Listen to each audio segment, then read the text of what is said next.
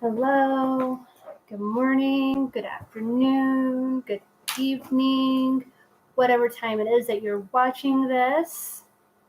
How was your week? How was your day? Anything interesting? This little one talked me into going to the park a few times this week. So, yes. And then yesterday was his birthday. So, his 10th birthday. Happy birthday. Yeah, so Sean was working, so we'll definitely do something this time off. So yes. All right. So let's get started. Sorry I'm a little late. Show's a little early. So our schedule, we have a busy morning. Our schedule got changed around a little bit. So yeah, that's okay. Going with the flow. All right. So let's talk about milk. Yes. So who gets confused with all the different types of milk labels nowadays? All right. I know diets are not always interesting to talk about, but let's face it.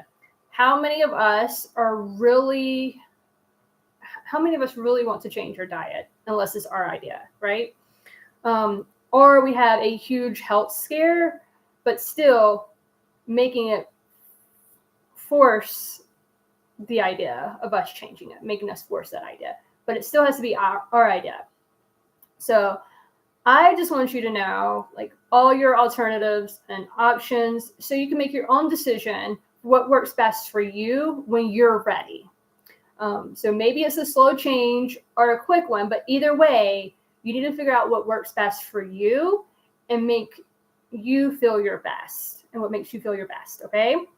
So I want to give you the knowledge so you feel confident in doing it and reading and understanding your labels of what you're putting in your body, okay? Because I want you to feel good. Because when you don't feel good, it makes it adds to that stress, it adds to that burnout, it adds to that fatigue, and bad things happen. We don't want that. So we're trying here to prevent that and work through that. All right, so your milk. And a lot of you may already know some of this. Some of it could just be a refresher for you. But anyways, so your milk is based on the source, animal or plant-based. So you have animals, which is like your cattle or your cow's milk, which produces over 80% of the milk consumed worldwide annually. Then you have like goat, sheep, camel, water buffalo, donkey, moose, and more. Then you have your plant-based milk. So plant-based, just to name a few, as there are so many, more than I realized, you have almond, oat, soy, and coconut. Those are kind of more of the popular ones that you've probably heard of. But there are many more. There's also a link in the the description, in the video description, for a chart that lists all the different milks and their nutrient values in them.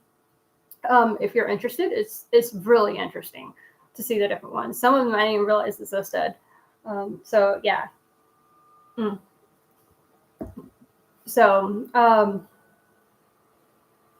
But don't worry, we're not going to go through each one of these. So just a few, and you can do the research on the other ones if you want to, okay? So you have your cow's milk, right? That's most popular, cow milk, right?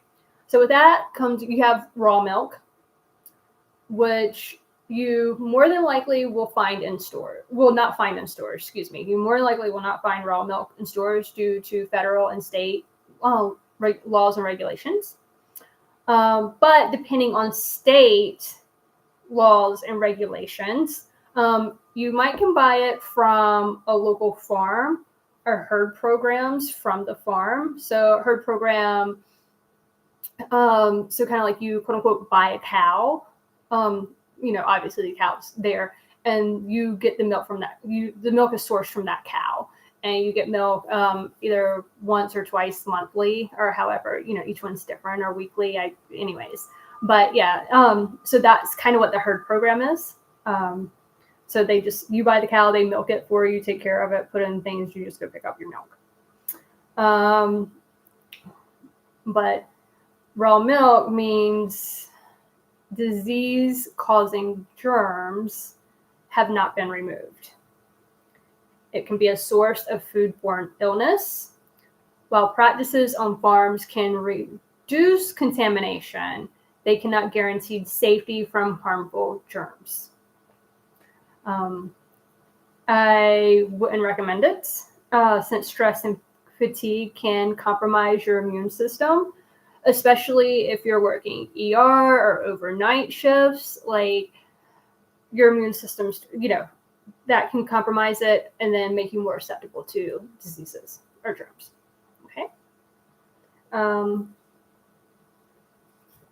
Pasteurized milk. So is more popular. Pretty much everything in the store is pasteurized. So pasteurized means it's the process that removes disease-causing germs by heating milk to a high enough temperature for a certain length of time. So it offers the same nutritional benefits without risk of raw milk consumptions.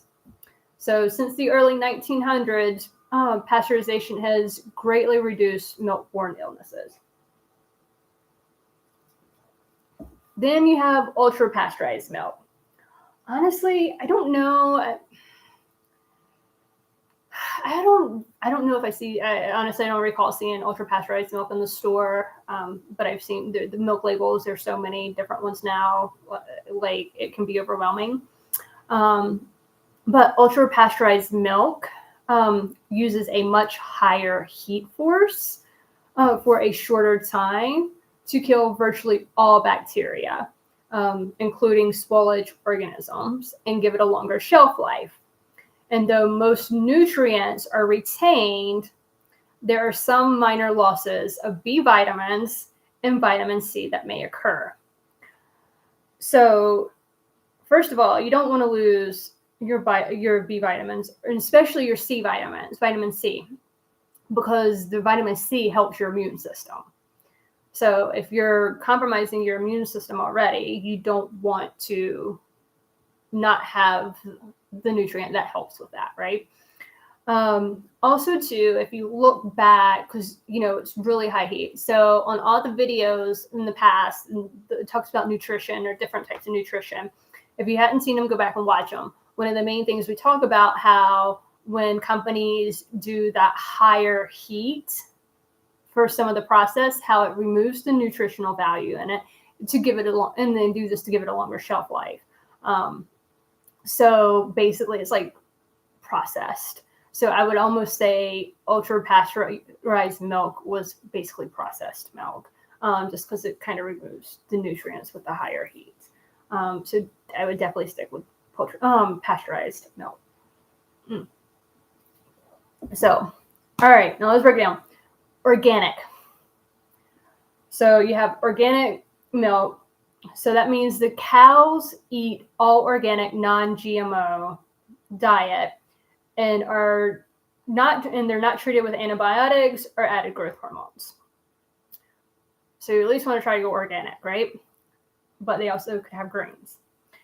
100% grass-fed is just that, the cows are fed just grass, like there's no grains in their diet whatsoever. So why is organic not 100% grass-fed, right? So what's the difference? So some farms' soils are not ready for full conversion to pasture. So cows must be transitioned slowly from a grain diet to less grain to non-grain. So kind of the same when you're talking about transitioning dogs, like when you put them on a bland diet and you're transitioning them back to their regular dog food or cat food, same thing. So cows have to do the same thing when they're transitioning from a grain diet to a grain-free diet, so just grass-fed. So, but because of this, some farms do not have the land base to produce additional forages the cows require when grain is taken out of their diet. So yes, something to think about. All right, got that out of the way because I was curious, like, what's the difference between organic and 100%? So obviously we can go organic, or also think about it in a sense, like for women with breastfeeding. If you've had a child, if you're familiar with it, women have to be careful what they eat, what they drink, even what medicine that they take when they're breastfeeding, because it gets in their milk and it goes to the child. Same thing with cow's milk or any milk. What they eat gets in their milk, and then when you drink that milk, it goes into your system. So you are what you eat. Okay, whole milk. Whole milk contains about 3.25% of milk fat and has a richer, creamier texture.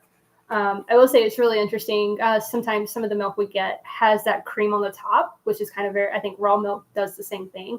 And so sometimes we have to push the cream down in the milk because it's one of those bottleneck milk jugs. And you have to push the cream down in it to be able to pour the milk out and kind of like process, kind of get the cream mixed into the milk. It's interesting. So you also have reduced fat milk, which is also known as 2% and 1% fat milk. And you have skim milk or fat-free milk, which contains less than 0.5% of milk fat and is lower in calories. So keep in mind, because it says fat-free doesn't mean it doesn't have any fat in it, okay?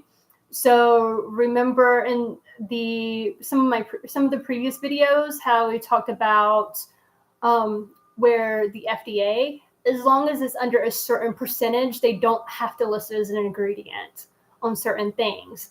Same thing with the fat in the milk, okay? Just because it says fat-free doesn't mean it's necessarily fat-free. It could have a very, very small percentage of fat in it, all right? Then you have lactose-free milk. So regular cow's milk with lactose, anytime. Sorry. I can't read my own handwriting sometimes. Regular cow's milk with the lactose enzymes is added to break down lactose, so making it easier to digest for those with the lactose intolerance. So, all right. Have you been to the store looking for milk and you've seen a couple of milks that has like these new labels on them, like, other than the organic and all that, right? Whole, skim. So what are these new labels? So one of them says DHA omega 3. So DHA is an omega 3 fatty acid. Omega 3 is a fatty acid that is an essential nutrient that the body cannot produce on its own. It's a key component of all cell membranes, particularly in the brain, eyes, and heart. So it provides brain health, which it supports cognitive function, memory, and mood. So that would be really good, especially, definitely, when you get tired, fatigue, help with your brain, and also help with your mood too, right? Eye health protects against age-related macular degeneration. Heart health reduces inflammation, lowers blood pressure, and improves triglyceride levels. It also does joint health, and so it may reduce pain and stiffness and arthritis. All right. Then this other one, A2 milk. Okay.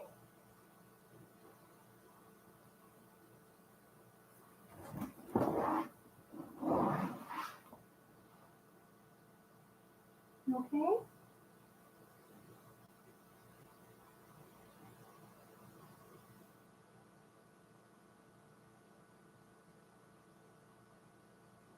Okay. Sorry, we've been fighting. Bentley has kidney disease, and we have been fighting to keep it from progressing. So,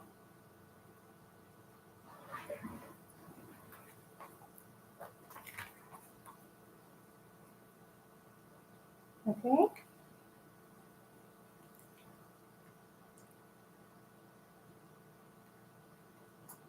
All right.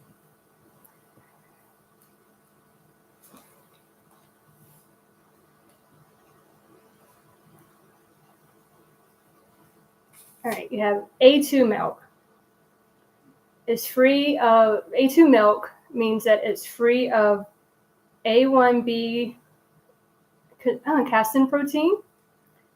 Some research suggests that it may be associated with certain health problems in individuals who are sensitive to it. So milk contains A1B casein protein and A2 casein. So the A2 is only the casein protein. Then you have, you all right?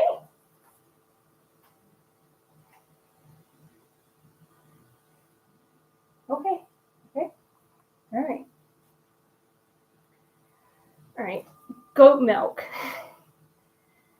Higher in fat, protein, and ash, and lower in lactose than cow milk. Ash is used in the cheeses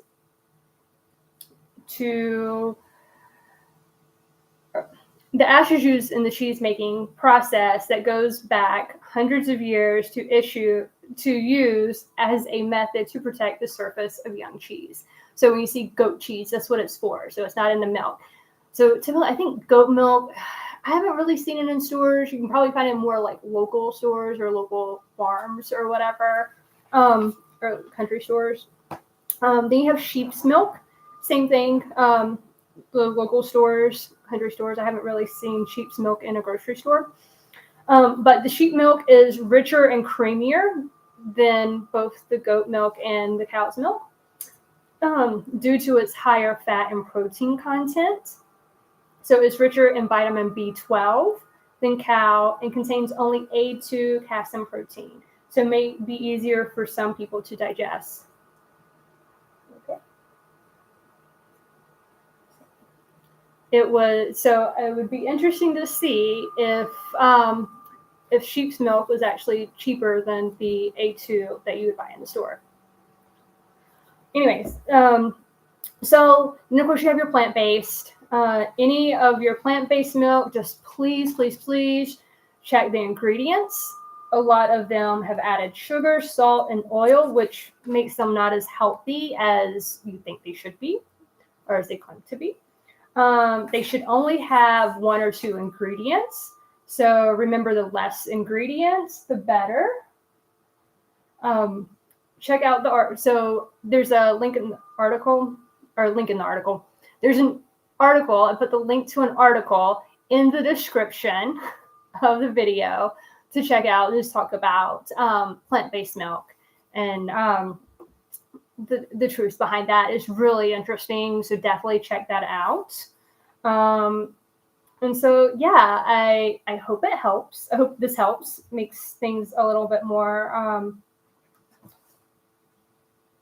interesting, or not interesting, easier to understand and process. Look, like, I know some of the healthier, or all the healthier things tend to be more expensive and really expensive. And especially with the way things are right now, groceries have gone up, cost of milk's gone up, insurance maybe going up. So definitely check out NOMV, Not One More Vet, even for technicians. There is a grant applications that they can help with times like this. So they provide $500. So whether it's for groceries, cars, things, there's a few different things this list that they can help with. Groceries is one of them. So definitely check that out if you need that, understandably.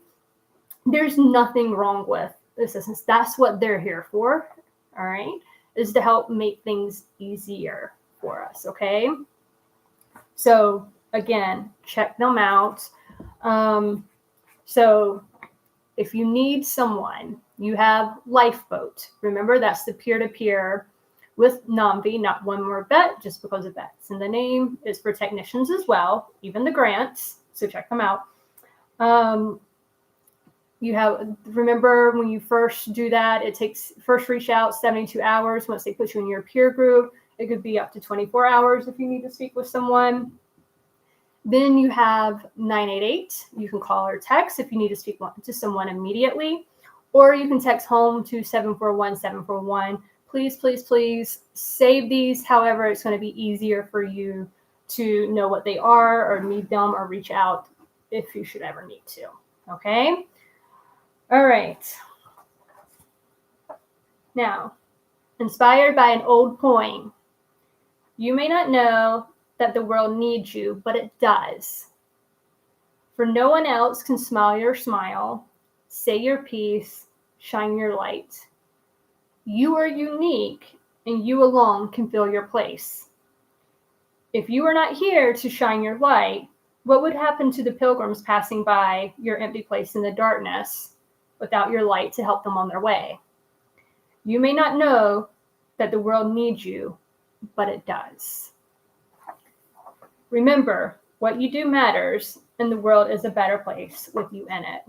Dear Person's Company. Thank you so much for watching. Bentley, thanks you for watching. Thank you for being patient while I check on this little one, because he is the most important thing. So, yes.